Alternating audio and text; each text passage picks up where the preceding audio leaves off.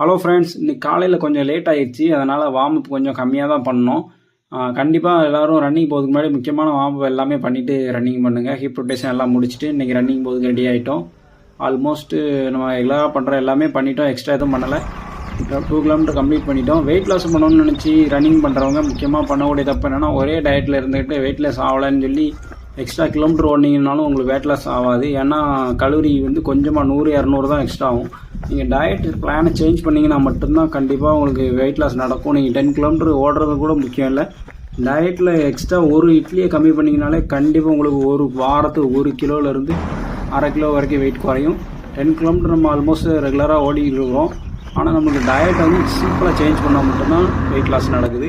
அதுமாதிரி ரன்னிங் முடித்த உடனே இந்த மொபிலிட்டி ஒர்க் அவுட் பண்ணுங்கள். நான் ஒரு 3 ஒர்க் அவுட் போடுறேன் பாருங்க. இந்த 3ஐயும் பண்ணும்போது என்னென்னா, உங்களுக்கு வந்து ரன்னிங் போகிறதுக்கு முன்னாடி கால் எந்த அளவுக்கு ஃப்ரீயாக இருந்துச்சோ அந்தளவுக்கு ரன்னிங் முடிச்சதுக்கப்புறமும் ஃப்ரீ ஆயிரும்.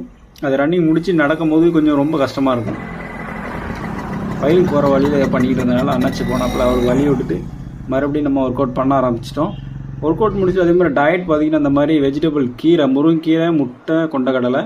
அப்புறம் டின்னருக்கு பார்த்திங்கன்னா இப்போ கொய்யாக்காய், முட்டை இந்த மாதிரி எடுத்துக்கோங்க.